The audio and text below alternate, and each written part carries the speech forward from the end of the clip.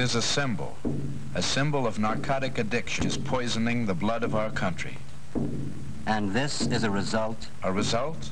Yes. But it occurs when the addict is deprived of his narcotic. He is experiencing withdrawal symptoms.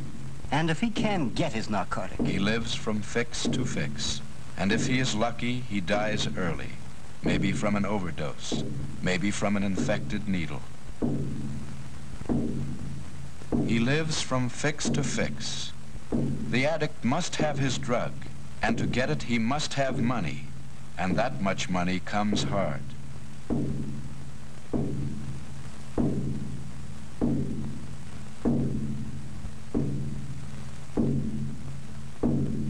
And this girl? The same, always the same. Vice feeds on vice. And in the end, life has been a tortuous search from day to day. But can't we help him? We try, but he's long past the point of no return. Then we will stop narcotics from entering the country. We will arrest the peddlers. We will educate our young people to the menace. We will put a stop to this. Yes, we will try.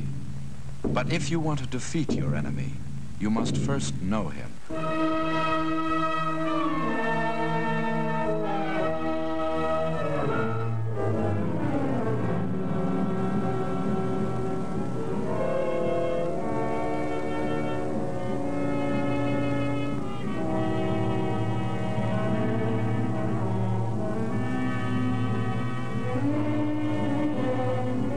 This is a shooting gallery, a room where addicts come to inject their narcotic and must wait their turn to use the needle.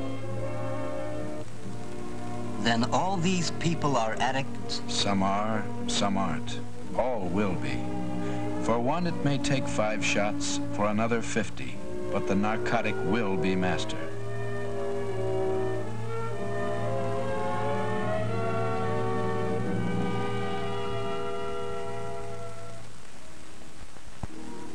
What are these narcotics? Let's take it from the scientific viewpoint. There are 3 general classifications of narcotics as defined by law: the opiates, the synthetic drugs, and the cocaine-marijuana group.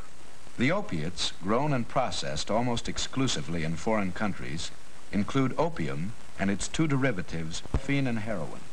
The synthetic narcotics, including such drugs as Demerol and methadone, are the result of science's attempt to produce a non-addictive narcotic. But attempts have failed. All synthetic narcotics are addictive. Cocaine is derived from the Peruvian coca plant. It is strongly addictive. Marijuana is easily grown in many countries, including the United States. The plant can be identified by its sawtoothed leaf, which always has an odd number of fingers. The underside of the leaf has a sticky feel to it. It is the leaves and flowering tops of this plant which contain the narcotic. This narcotic, unlike the opiates, the synthetics, and cocaine, is non-addictive. What do you mean by non-addictive? By non-addictive, it is meant that the user of marijuana, when deprived of the drug, will not experience the agonies of withdrawal. It is habituating, but its use can be discontinued. Then what is its danger? Marijuana, a powerful excitant, produces unpredictable emotional results. But its greatest danger lies in the fact that it is a stepping stone to the harder drugs, such as morphine and heroin.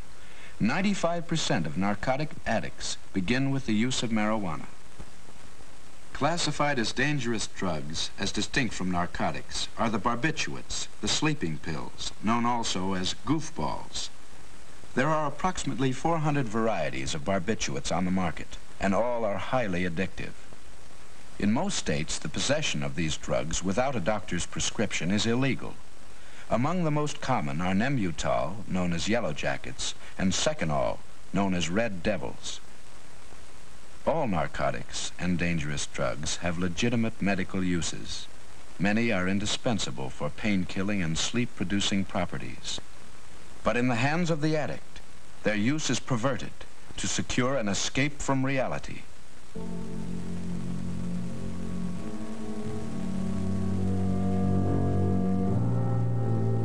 How about this man? What narcotic is he addicted to? All the people in this room are heroin users. Heroin is the strongest, most devastating opiate that exists. Its possession is absolutely prohibited in the United States. A hype will bring his narcotic to a shooting gallery, where he will make use of certain apparatus for his injection. This apparatus usually includes an eyedropper, a hypodermic needle, and a spoon with a bit of cotton at the bottom, and is known as an outfit. The heroin in powder form is placed in the spoon, water is added, and the narcotic is made to dissolve. This process is called cooking. After it has been cooked, the heroin is drawn into the eyedropper through the wad of cotton, which acts to strain out some of the impurities. It is then ready for injection directly into a vein. But aren't they careful to sterilize? No. Either because of ignorance or to save time, no precaution is taken. Thus, any communicable disease of one hype may be directly transmitted into the bloodstream of another. For other narcotics, there are other methods of administration. For instance, black opium, though sometimes injected, is usually smoked. 5 or 6 puffs. A dream world beckons. Reality is left behind. But problems aren't solved. Marijuana is also smoked. The reefer, as it is sometimes, like an ordinary hand-rolled cigarette, but it is smoked differently. Large quantities of air are inhaled simultaneously with the smoke, so that the stomach will absorb a high percentage of the narcotic. Marijuana is the most prevalent narcotic among juveniles. The pattern of escape is established. Many then try heroin. The step to narcotic addiction is short. The barbiturates are usually taken orally. This group is classified as the dangerous drugs and is so named as a reminder to the user that they are addictive.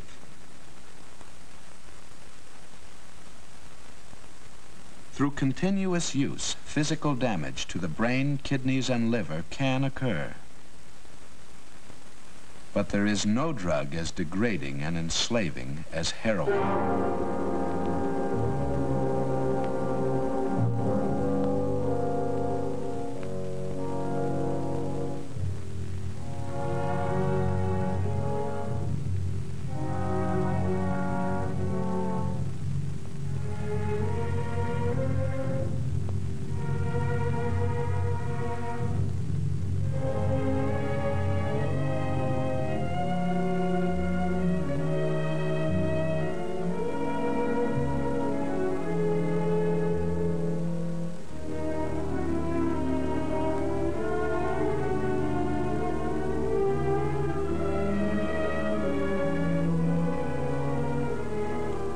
Look at those marks.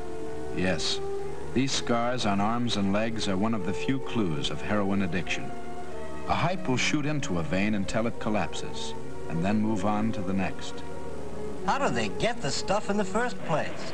Most narcotics are smuggled into the country, on ships or across borders. Customs men are constantly on the lookout, but it can't all be intercepted. A great deal gets through.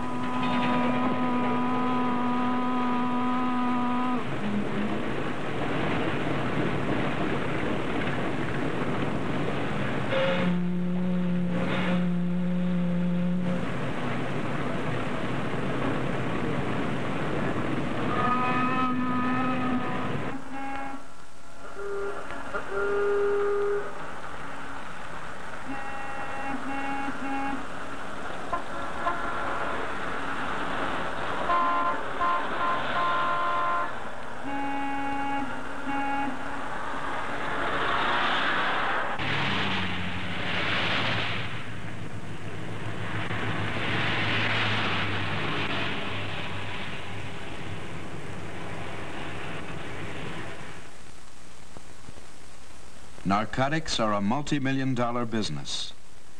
An ounce of heroin costing $30 in Europe is worth $300 upon crossing the United States border. And then the profits really start.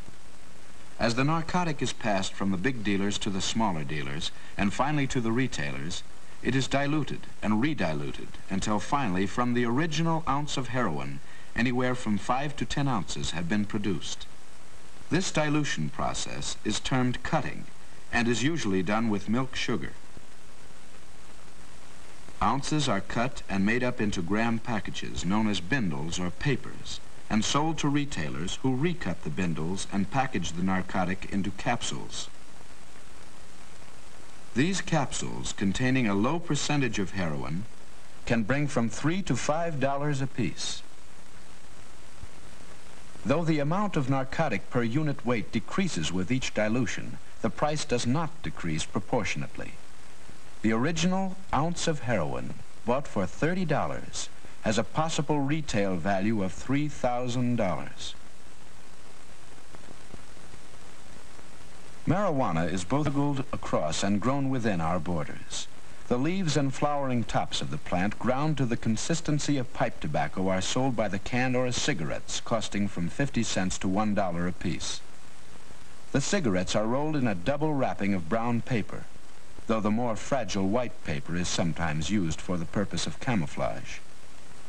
Because marijuana is not as profitable as heroin, and because it is only habit-forming, narcotics peddlers or pushers try to convert the youthful marijuana user to the addictive, expensive, profitable heroin.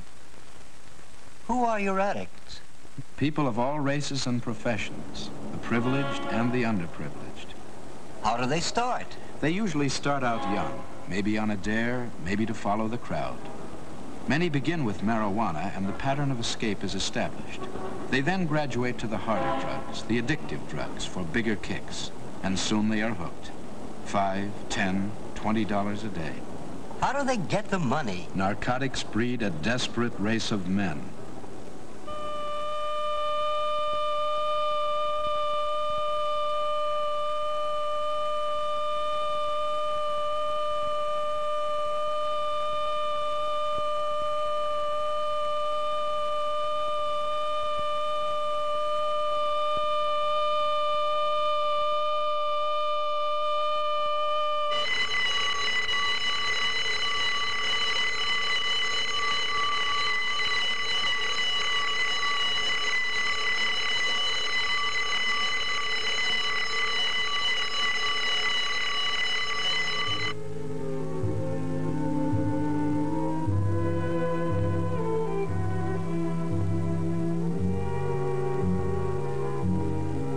Can this girl be an addict?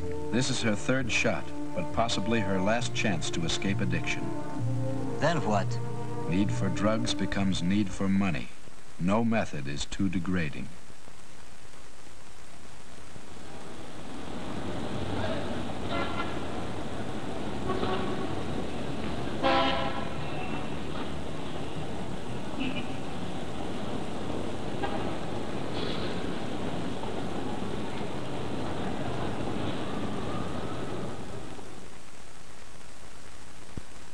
There may be 10,000 women and 30,000 men in this city who are drug addicts.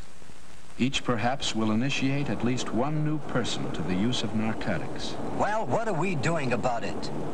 If we can't prevent narcotics from entering the country, we've got to crack down on every peddler. Sure, that's what we should do. But we are often hindered by weak laws, apathetic judges and juries, and by understaffed anti-narcotics forces. Each case requires time, money, and men.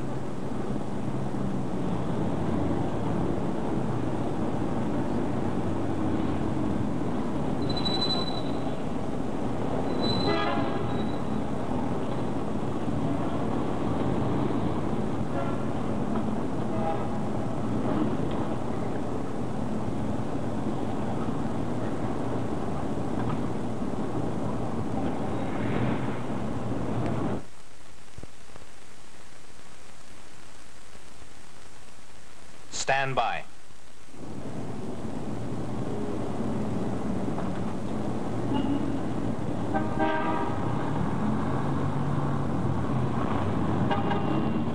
Okay, let's go.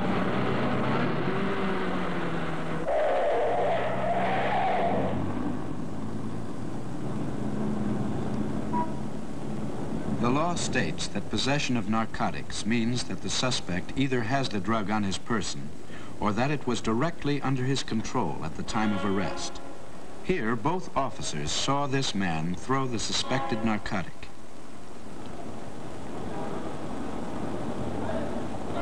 Suspects are searched on the spot, and all evidence gathered is placed in envelopes in the presence of the arrested man, and data relating to its seizure is recorded on the outside.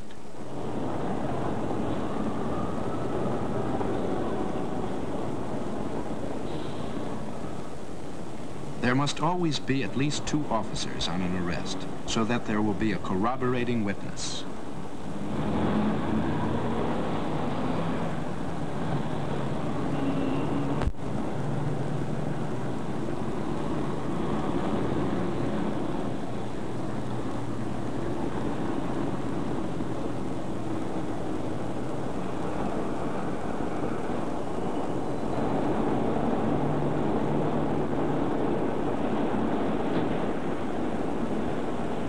These officers, however, cannot testify in court that the suspected substance is a narcotic. The confiscated material must be examined by a chemist who will later testify as to his findings. So we catch the pushers, but the problem doesn't end there.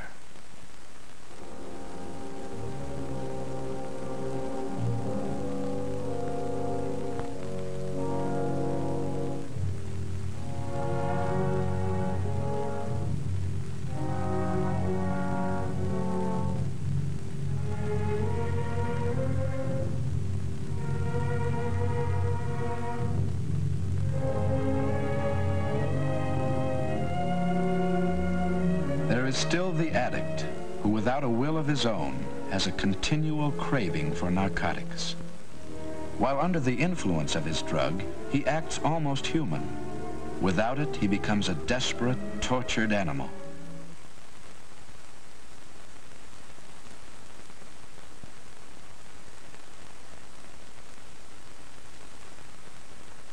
But can these people be cured? Physically, yes. Mentally, there is no known permanent cure. Deprived of narcotics, the addict will undergo withdrawal symptoms for about 6 weeks. At the end of this period, his body will no longer need the drug, but the psychological need remains.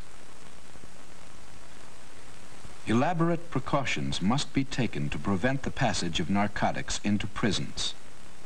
Double fine mesh screens and a careful search of all articles intended for prisoners do much to discourage smuggling.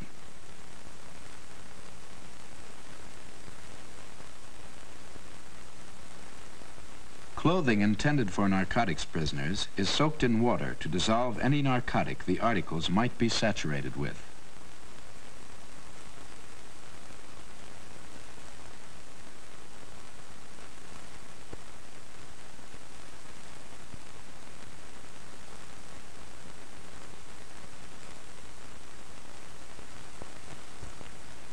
Now that he knows, now that the suffering is over, doesn't he realize the hell that awaits him if he slips back? Yes, he realizes it, and he'll fight. But the addict is not fit for such a fight. Narcotics have weakened his character, deteriorated his will. He may stay off a day, a month, a year, or more. But 99 out of 100 slip back. Back to 1 capsule a day, 2 capsules, 4 capsules. Back to $5 a day, $10, $20. Back to prostitution, armed robbery, jail. Back to the desperate race of men.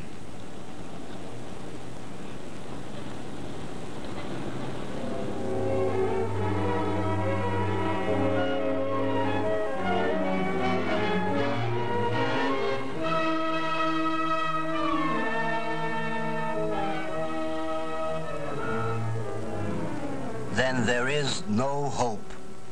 The hope lies in prevention. Our laws must be strengthened and our enforcement agencies enlarged. And most important of all, be warned of the compelling habit-forming danger of marijuana and the deadly addictiveness of the opiates. The people must be made aware. It is a social as well as a police problem.